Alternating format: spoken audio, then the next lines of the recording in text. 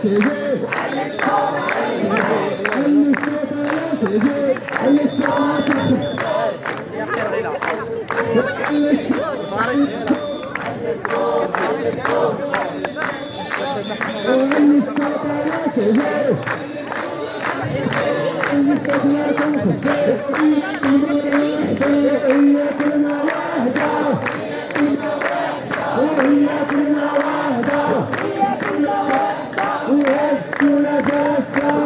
كلمة واحدة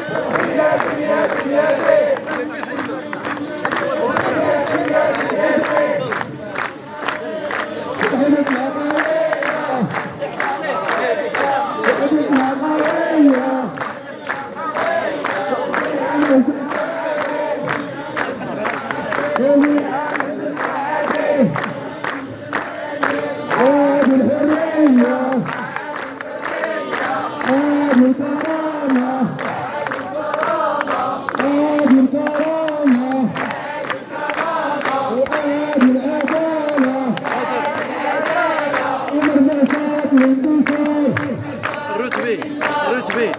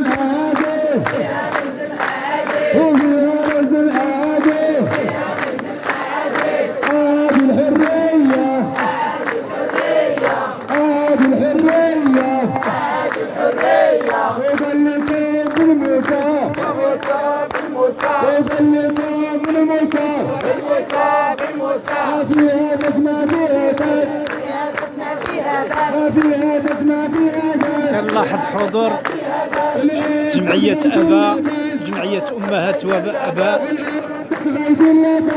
وأولياء إعدادية القدس بأكادير تطالب بحق التلميذ في المؤسسة وتدعو إلى إنصاف الشرعية التعليمية. ملاحظة حضور جمعية أمهات وأباء وأولياء إعدادية القدس.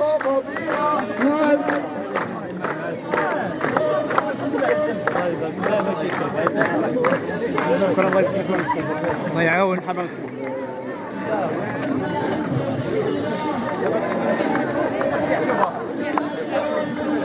وقال لكم في المساء هذه بسمة بيابس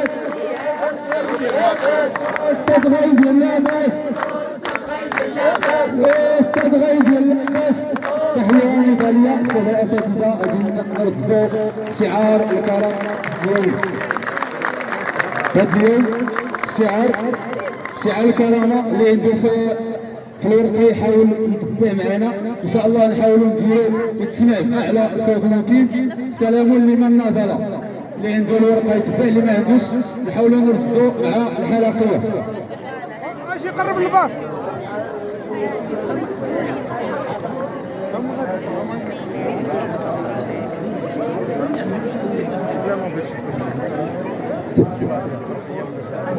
اذا تعاونوا بعض الشيء ديال الصنف الاستاذات والاستاذات، تعاونوا الله يجزيكم بخير بعض الشيء ديال الصنف.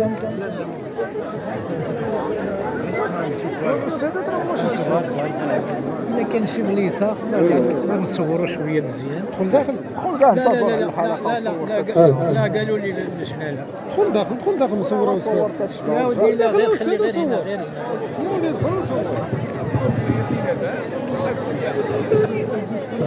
هذا سلام لمن نظر وألف سلام لحر أليم. سلام بذل ولا نستكين ونرفضها من حر أبي.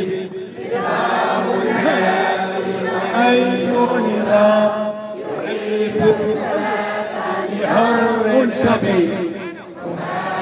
سلام لمن نظر وألف سلام لحر أبي. نرضى ولا نستكين نرفض هذا النظام الرديء. نرضى ولا نستكين ونرفض هذا النظام الرديء. نظام المآسي وأي نظام يهين الحماة نظام شقي. العقول أطباؤها يهين الحماة نظام شقي. حماة العقول أطباؤها بهم نحتفي وبهم نرتقي. كيف يهان سياج منير وكيف يبان شريف أبي. فكيف يهان سياج منير وإلا فأبشر بعام عظيم. أسير القطاع فقم واعتبر.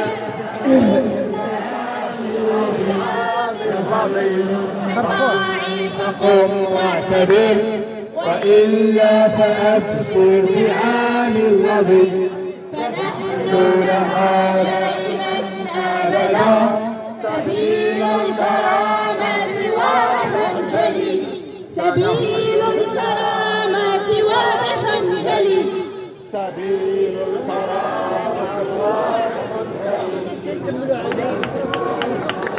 عاود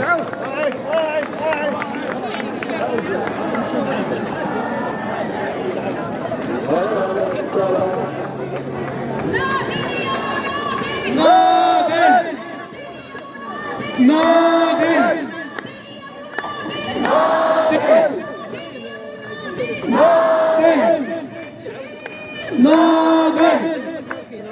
ناضل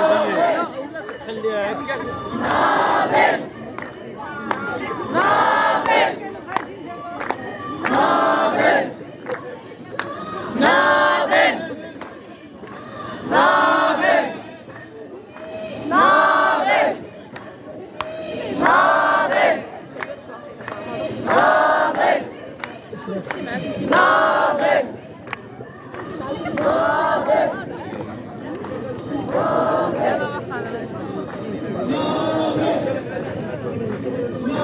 إلى هنا ننهي هذا الفيديو هذا.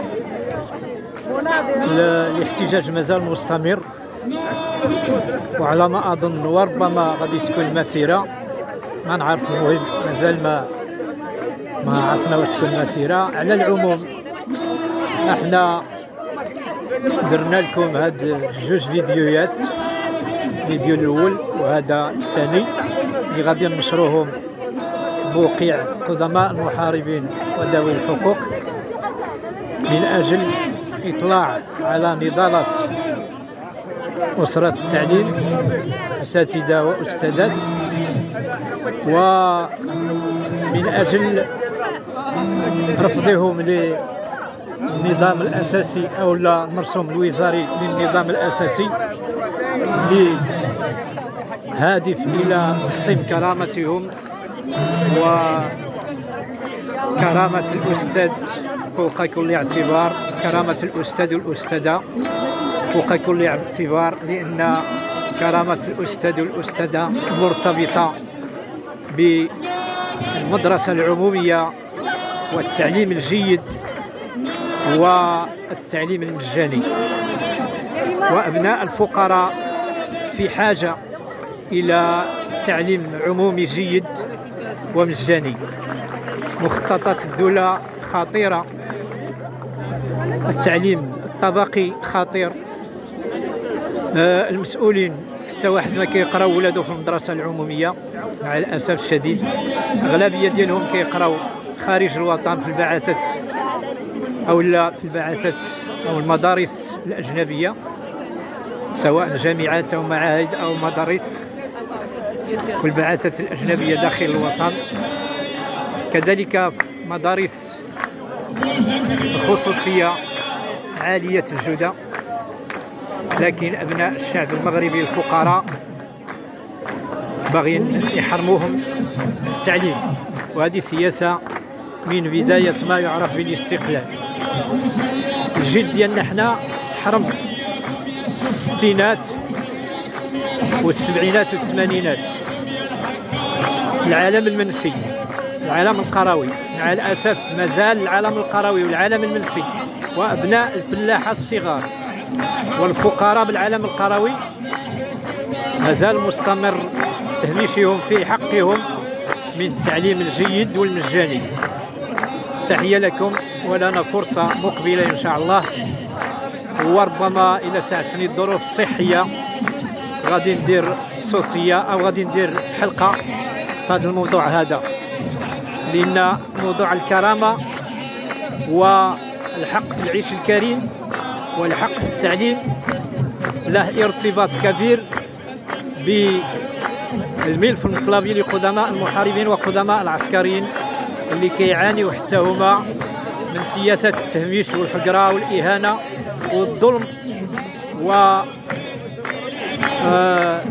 والقهر المادي والمعنوي والصحي والاجتماعي.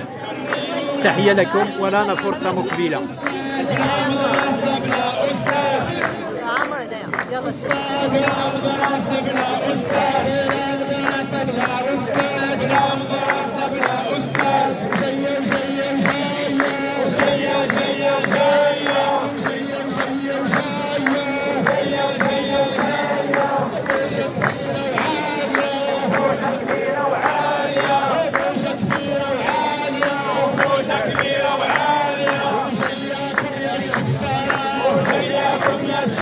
الشعار ما غاديش ندوزو سيتسجل.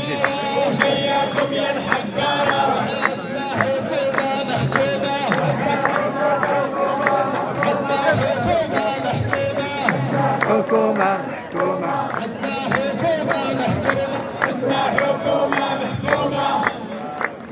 يلا الله يعاونكم.